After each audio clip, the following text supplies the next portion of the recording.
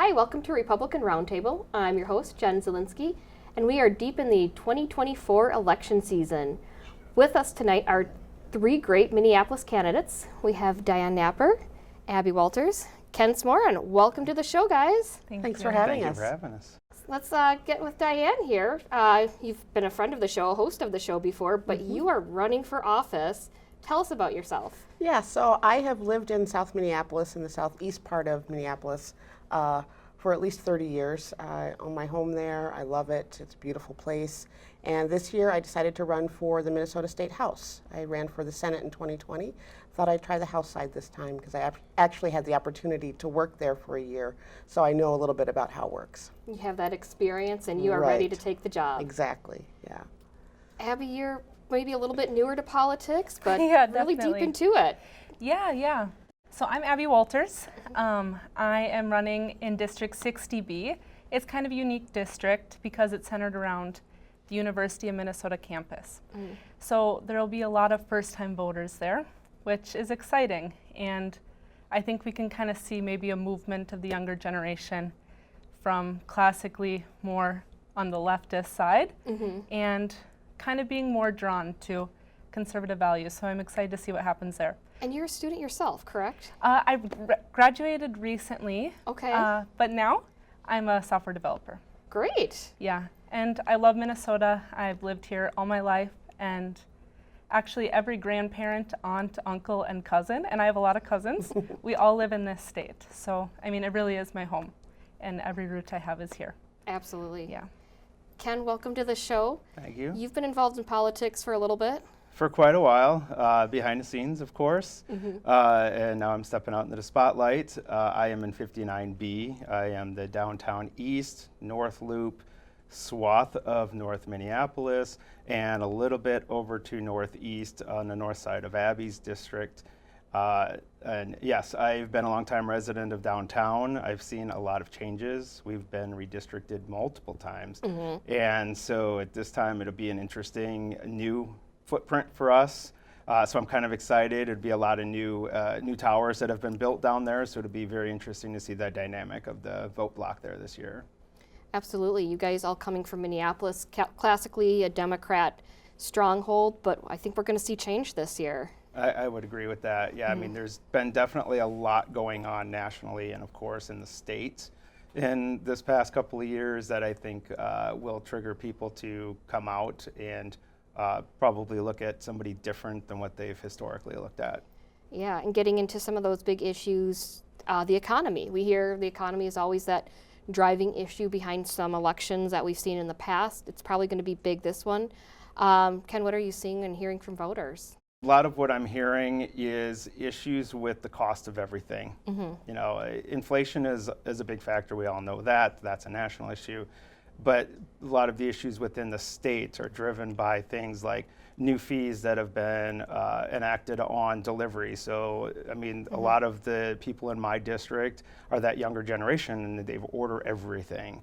And so there's fees that are now being imposed on every delivery order. Energy is another big issue. They continue to march down that Green New Deal path, and every step they take makes everything more expensive. So I would love to be involved in the energy policy that would help peel some of that back and open up some of the options that we have for cheaper, more sustainable clean energy. And adding to the economy, what are you guys seeing, hearing on in your campaigns? Yeah, definitely in the younger generation, especially the students, budgets are tight, so there's not really room to deal with inflation, especially when you have these massive student tuition bills. So their pockets are tight, and same with the people who are just starting their career. They don't have a lot of extra room. So yeah, it's a concern for them. Yeah, Diane. And I would add to that, just the everyday cost of groceries, just, buying the things that you just kind of need to survive is, it's getting tighter and tighter. And add to that, increases in property taxes. Both Minneapolis and St. Paul just increased their property taxes. That's insane. It's hard to maintain a home, but it's one of the greatest things that you can have in your life as kind of a piece of equity, something that you can hopefully retire on once you get to that point. But they make it harder because everything, the energy costs to heat and cool your home every year here in Minnesota, that takes its toll on everybody's pocketbook. It does. To kind of feed off of your property tax issues, we've been seeing the news stories come out where they're reassessing the market values of all these office towers, and this is happening nationally as well. But buildings that were assessed at $292 million are being sold and revalued at like $30 million. Well, what happens when a city overspends, right? They jack up the property taxes for these commercial customers, and all of that's going to have to come out of our pockets now, Right. Because that tax base is now going to shrink dramatically. So yeah, we're starting with 11% increases this year. It's going to have to be another 10, 20 probably next year or the year after. It's all going to start rolling downhill. Absolutely. And even with the aspect of home ownership, is that even going to be attainable for people? That's a big problem, I would say, in my generation. I think people are feeling kind of hopeless that that's never going to be there for them. And I think that makes them prone to think the government will step in and offer a program, and it fills them with hope. And I don't think at such a young age everyone can see past what's going to happen if the government steps in and it kind of meddles with the economy, housing market, and Tells you where to live. Yeah. Yes. Absolutely. Yeah. Absolutely. And we've all learned in the past, we had several presidents nationally that have done that with housing assistance bills. And then you take that assistance and there's always a catch, right? Like I took it when I bought my condo downtown Minneapolis, and the catch was that I had to pay that back every year. So, but it was reported as income. And so it was like, when you do your taxes is when you find out what the actual catches were. But at the moment, they're dangling this $10,000 check in front of your face to help you with the down payment. And it was like, oh, yes, this is what I needed. And then I'm still paying it off, and I've been in that condo for 16, 17 years now. So. And I would add, too, that when the government starts subsidizing things like that, that just increases the price of that thing. That's happening with education. If the government, would kind of slow down on their subsidizing of higher education is what I'm speaking of specifically. Yes. Why wouldn't the colleges and universities raise their tuition by the amount that they're going to get from the government? Yeah, And the same thing happens in do. housing, and right, because why not? So Yeah, there was one year they were debating the MnSCU or whatever needed like $250 million of extra funding, and then as soon as they got that extra funding, they jacked their tuition rates up like 10%. Right. And it was like, so all that money, it was just offset by these tax dollars and stuff. Right. And it doesn't cause them to reinvent themselves and actually fight for the students and be competitive and give a good product at this point. And then we have overinflated, tuition. We have the student loan crisis, which we've seen. Some people are still paying off their student loans. And I'm looking at you, Abby, being the young representative in this crew. That could be something that hits people your age and younger for such a long time. Well, a biggest bill that kind of hurt me personally was seeing how even immigrants who come here illegally are eligible to the free college tuition. It just felt like a slap in the face to someone who's been here, I guess, and didn't have that offered to me. So I think that's really something that is opening people's eyes to kind of these liberal kind of blessing in disguise, because it's not for everyone. And yeah. Absolutely.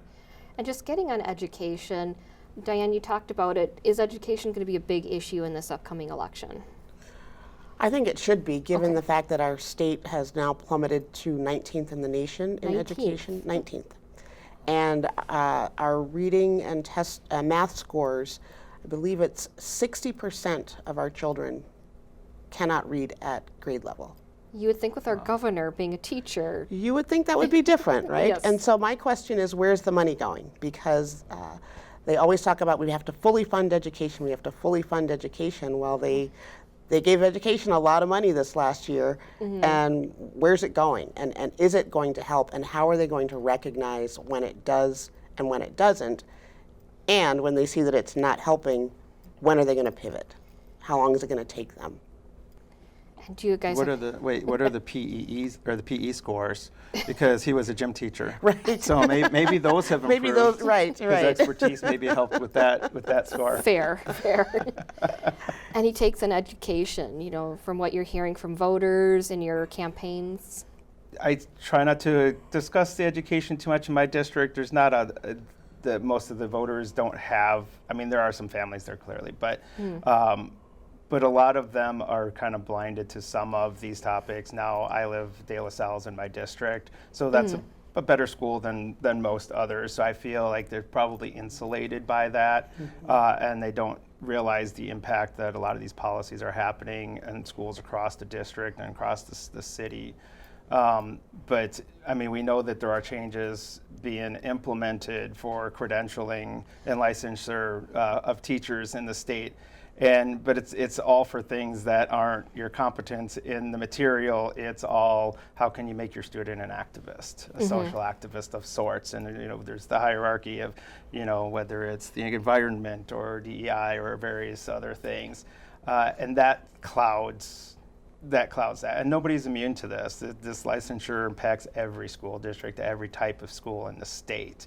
So it's not like it's only for public schools. I mean, this is going to be charter schools, it's going to be private schools. And that was just enacted just recently, July 1st, I believe, is when they put these different criteria out there. Yeah, so it just kind of, it clouds the whole point of what teachers are there to do. Reading and writing and how to do arithmetic. So. And we're almost just stealing from our students and stealing a good education. Abby, I know maybe not your whole district is interested in education, but it's still going to affect them, especially those with families or wanting to start families. Yeah, I actually have some friends who are teachers, and they're experiencing some strain on their resources from kind of just a lot of students coming not knowing English yet. So that it's difficult for the teacher and for that student and for the other students. And I think that, I'm not sure how to solve that, but at the very least, I don't think we can let the DFL entertain sanctuary state. Absolutely agree with you on that. It takes, you know, it's one thing to have good intentions. It's one thing to want to be compassionate towards other people, and we all are. But I don't know that people necessarily understand the true definition of compassion, because it's not just giving handouts, it's not just giving people free things, because somebody has to pay for it, and that somebody is us, the people who, you know, work hard, and even those migrants who are here who are working, they still have to pay for the people who can't afford it. And I'm not saying we shouldn't help people who are in need, but I think we have to step back and look at the programs that we're offering and creating and saying, what's the consequence? What's the long-term consequence of spending these tax dollars? And then how do we measure when this program is successful? Because it should be based on how few people are on these programs, not how many people are on the programs. Absolutely. Yeah, any new resource officer or administrator that is tasked with forcing compliance and auditing this is one less person that can focus on the core subjects, right? And so you see some districts, and you see news stories about these nationally or whatever, where some districts have more administrators than they do teachers, because there's all these compliance officers and everything else that are dealing with these different programs, and they're more focused on that than they are actually teaching the kids. Right. Yeah, everyone wants to be the high-paid person behind the scenes versus actually helping our students, it sounds like. Just moving on to, you know, we talked a little bit about the economy and taxes. You guys are going into one of the houses where you have that decision-making process and higher taxes, lower taxes, looking at some of their thoughts on that. Abby, are we seeing, is it great with Minnesota taxes, or? The biggest stories to me are the fraud. And of course, there are people coming to justice now in the Feeding Our Future. Yes. But there must be systems there that leave room for that to happen. And how should we know if everyone was caught or if this is the only fraud out there? I think there needs to be more auditing, and I don't know, we have to find this and not leave any room for any more fraud. And absolutely, if this is coming to light, I'm sure there's a lot of other things that have been exploited Do you guys have any takes on that, or? I feel like if there's room for that much fraud occurring, then we're clearly already being overtaxed. Yeah. And I support trying to claw some of that back. I support gas tax moratoriums, especially in the summer when we're encouraging everybody to go out and use our resources that we pay a lot of tax dollars for. Repealing some of the fees that have been imposed on everybody, taking away taxing authority to unelected bureaucrats. That's a huge one. So there's a lot that can be done, because if we ever run a surplus in the billions like we had, then we are way overtaxed. It's definitely not a tax problem we have, it's a spending problem, because we've clearly just blown it all now with legacy spending, and now that's just going to get worse. But yes, if there's room for hundreds of millions of dollars of fraud, then clearly we're already being overtaxed even before these increases took place. I would be interested in looking at what programs we can cut, just based on how effective have they been, and if they haven't been effective for, say, 5 or 10 years, why are we still dumping money into them? Let's obviously find something new. It's almost like, you want a new regulation, well, you got to cut 2 before you can have one more. So maybe maybe that's an approach we could take. But I really think that, given the surplus that we had, $18 billion, that's our money that Governor Walz said he was going to give back to us, which would have amounted to about $5,000-6,000 per person, and we got $150 per person, something like that. We got a lot from him. We got more programs. We got more programs, right? We got more spending, a lot and we got more taxes. So, that's something that that I think having a more balanced legislature can make that sort of thing happen. Yeah, I would having love the to see, trifecta was just. They got to do whatever they wanted. We had the runaway I would love to see the sunsetting come back, and that was a thing for a short period of time, where you'd put a program in or enact a law, and then it was sunset after a couple of years, and if it was worth keeping, then you renewed it. Otherwise, it just went away.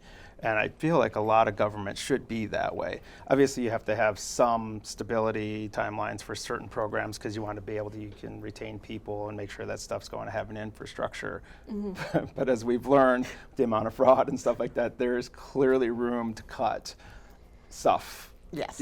It can definitely be Yeah. scraped. It was ridiculous what happened with that Feeding Our Future case, that fraud case, and how rampant it was. And not only that, but the court case that happened afterwards and the bribery.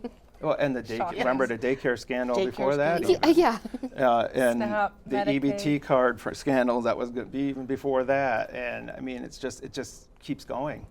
And whenever they try to shut one thing down, another one crops up. Yeah, there's scandal in the mental health system as well. So Yes. it's everywhere, and we just have to be willing to call it out where it is and hold people accountable. And it's one thing to arrest, the people in the Feeding Our Future scandal who were part of that, but what about the bureaucrats or the elected officials who were also in charge of these things, who allowed this to happen on their watch I mean, when they were warned? In my job, if I was to allow $250 million just go out the door, I can guarantee you it was not. I wouldn't still be sitting in that seat with having to chat with my boss about, well, I could have done a little better job of looking at things. Right. It would have been criminal, and something would have happened. Right. Super quick. Yeah, anyone in their job would have gotten called out, and yet we're not calling out our people in charge or who should be either recalled or lose their next election coming up. Right. And that's our goal, is to get you guys in there to really call that out and be that voice for the taxpayers of Minnesota. Absolutely. Any last thoughts as we wrap up our show? Anything you're hearing from voters as you're getting out there, meeting with them? It's really just about the economy. Public safety is still a big issue, a big concern in parts of Minneapolis. There's, stuff happens downtown every weekend. It's crazy. And I think we need to have more resources for our law enforcement and support them more. We talk about, well, what's going to deter people from having, drag races up and down the street? Well, a bigger police presence. And they're not there to hurt people. They're there to deter crime that hurts our property taxes, that results in tragedy, that, things like that. So. Abby, as you're getting out there, what are you hearing from voters? Yeah, I would say people have noticed a decline in public safety as well. And then just cost of living expenses are the biggest things. it's super critical. The GOP, I think, can get the House because we need a blocking majority. Yeah, I would agree. Public safety is starting to become a little bit more of an issue, and I think Abby's as sure as abuts mine. We've been seeing a spike in there. Now, of course, my district is being gentrified. It's starting to develop, so that's going to naturally be a magnet for bringing that kind of stuff.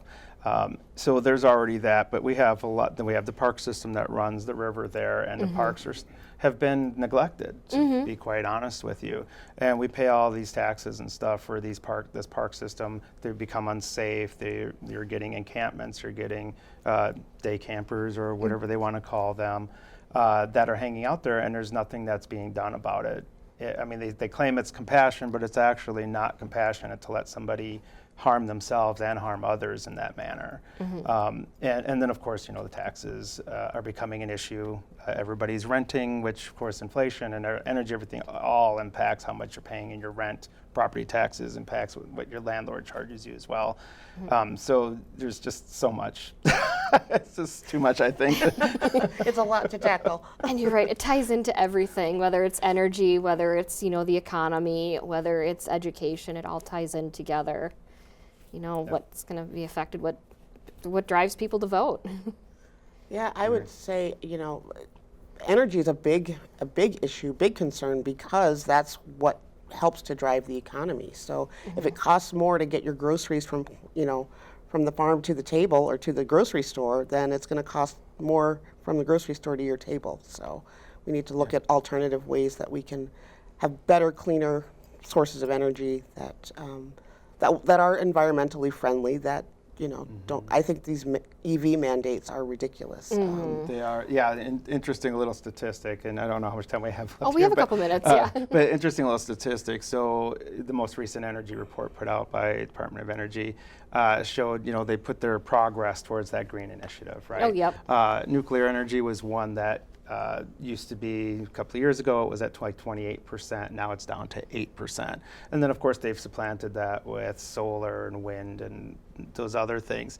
But now I'm constantly getting text messages. Anytime it's going to be like 80 degrees out, it seems like, I'm getting the text message of turn up my thermostat, we need to save energy and all that stuff. And that really wasn't a thing here for quite a long time. Right. Because we had a more stable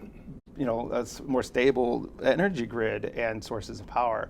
I actually, there's a bill that was introduced that would allow the PUC to issue certificates of need for new advanced reactors, actually, and a lot of states have been adopting these lately. They're smaller, but they do a couple hundred megawatts, but they're actually kind of pre-manufactured, like they build them, like tiny homes, right? They just build them, they ship them, and they put them in, and they plug them into your grid. And just instantly you start getting more stable energy. And I feel like if we're going to continue down this EV, which I don't necessarily agree with because of the resources it takes to make those things, but if we're going to continue down that, or data mining, or crypto, which is what they're forcing our money system to go to, all that's going to require so much more energy than what we have now. And if we don't implement, I think they're bringing 3 Mile Island back online, actually. For Microsoft, for AI. So if we don't start looking to something like that, it's some of the cleanest forms of energy there is out there. To be able to stabilize that grid, we're going to be in a whole world of trouble here. Abby, any final thoughts with energy, with last thoughts for what you're hearing from your voters or your potential voters? Yeah, the potential voters. I would just say, economy things, and also for people I know in Minnesota who are starting to have kids, looking at childcare is devastating to them. And so I think there's just so many kind of early adulthood economic barriers to have kind of like that classic American experience with a house and a family. Yeah. As we wrap up our show, how can any viewers get a hold of you, or if they want to learn more about you? Ken, I'll start with you. I do have a website. Smoron for MN House. Smoron, S-M-O-R-O-N, the word for, F-O-R-M-N, house, House.com. Smoron for MNhouse.com. Email address is same, smoronformnhouse@yahoo.com. Abby, how can anyone get a hold of you? AbigailWolters.com, ABIGAILWOLTERS. And Diane. Just my name, DianeNapper.com, DianeNapper.com, and my email is diane@dianenapper.com. All right, any final thoughts? I do have to say she has one of the best yard signs I I've love her seen yard in signs. a long time. So if you are in her district, Yes. get one of her yard signs, or even if you want a souvenir, get one one of her yard signs. They're fantastic. They're the Thanks, Ken. round yard signs. Round and purple, and they're beautiful. Love it. I was going to say any last thoughts, but that was almost the last good closing thought there. But yeah, any last thoughts or any last things to our viewers? Make sure you get out and vote. Yes. We cannot win if we don't vote. If you want to vote early, do that. If you want to vote on Election Day, if you want to vote by mail, the most important thing we as Republicans can do is vote this year. I think I'm going to end with that. So thank you guys for being here. Thanks for having Thank us. you for having us. Thank you for joining us on Minnesota Republican Roundtable. Until next time.